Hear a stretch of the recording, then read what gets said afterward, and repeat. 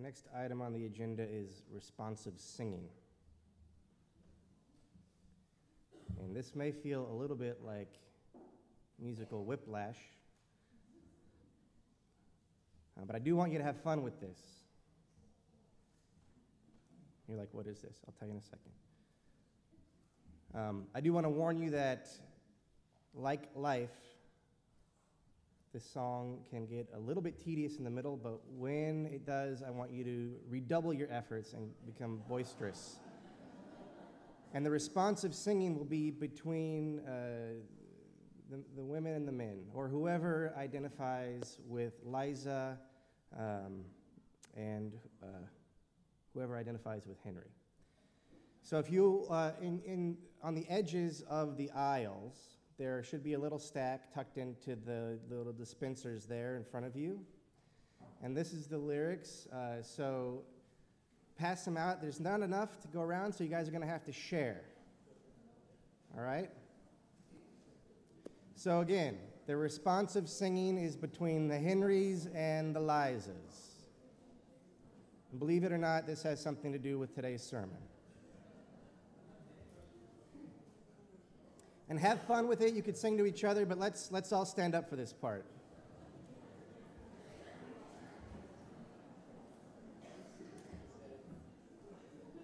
All right, are we ready? I'm going to step away from the mic to sing, otherwise that will be horrible. All right. There's a hole in the bucket, dear Liza, dear Liza. There's a hole in the bucket, dear Liza. There's a hole. Then fix it, dear Henry, dear Henry, dear Henry. Then fix it, dear Henry, dear Henry, fix it. With what should I fix it, dear Liza, dear Liza? With what should I fix it, dear Liza? With what? With a straw, dear Henry, dear Henry, dear Henry. With a straw, dear Henry, dear Henry, with a straw. But the straw is too long, dear Liza, dear Liza. The straw is too long, dear Liza, too long. Then cut it, dear Henry, dear Henry, dear Henry. Then cut it, dear Henry, dear Henry, cut it. With what should I cut it, dear Liza, dear Liza? With what should I cut it, dear Liza? With what? With an axe, dear Henry, dear Henry, dear Henry. With an axe, dear Henry, dear Henry, an axe. But the axe is too dull, dear Liza, dear Liza. The axe is too dull, dear Liza, too dull. Then sharpen it, dear Henry, dear Henry, dear Henry. Then sharpen it, dear Henry, dear Henry, sharpen it. With what should I sharpen it, dear Liza, dear Liza? With what should I sharpen it, dear Liza? With what? With a stone, dear Henry, dear Henry, dear Henry. With a stone, dear Henry, dear Henry, a stone. But the stone is too dry, dear Liza, dear Liza. The stone is too dry, dear Liza, too dry. Then wet it, dear Henry, dear Henry, dear Henry. Then wet it, dear Henry, dear Henry, wet it. With what should I wet it, dear Liza, dear Liza? With what should I wet it, dear Liza? With what? With water, dear Henry, dear Henry, dear Henry. With water, dear Henry, dear Henry, with water.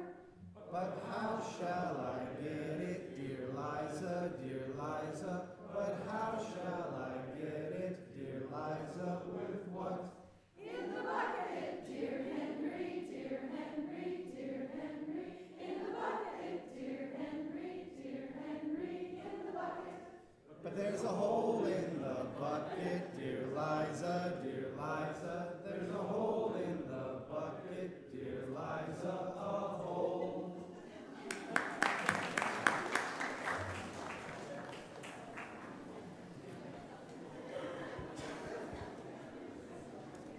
So that was kind of fun.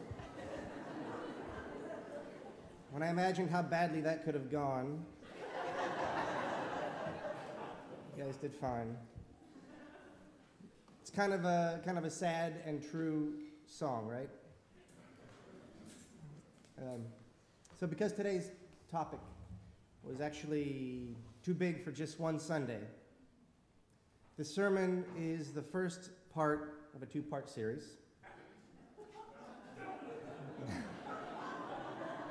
Yeah, the trick is that you have to write the second part yourself, because I will be gone.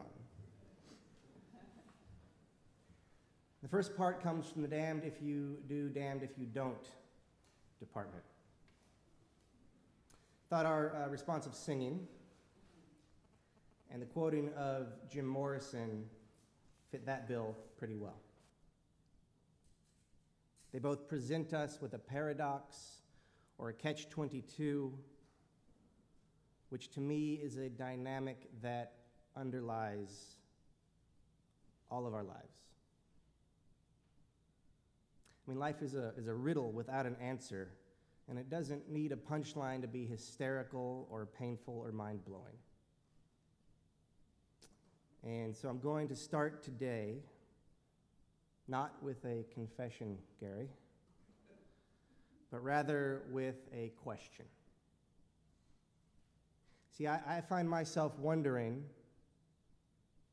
given that the religious sages throughout the ages have time and again identified the necessity of surrender to the religious event, why don't we, you-yous, do it? Or do we do it and just not talk about it? Or if we do or don't surrender, what do we surrender to? And how exactly does that bring us close to the great song? And what do we miss or waste in forsaking it? And what do we risk in pursuing surrender? Surrender is offensive. It's the act of the loser. And particularly here in this building where the iconoclast is hallowed and authority is oft disparaged, where we are all too aware of the abuses committed in the name of authoritarian religion, here surrender has a fouler odor still. And there is good reason for our suspicion. Now, to be clear, I don't mean political surrender, of course. And I don't mean that we shouldn't be persistent in the face of injustice. But I think that you'd agree that there are times in our lives when fighting something is holding us back more than the thing that we're fighting against. I think that's the nugget of what all these other religions are trying to get at. For while we are wary of the religions of our forebears and contemporary cousins, we also find in them deep wisdom. And not for nothing has every major religion given serious thought and energy to the subject of surrender. Beyond that, they have each of them recognized surrender as a critical part of any truly religious endeavor.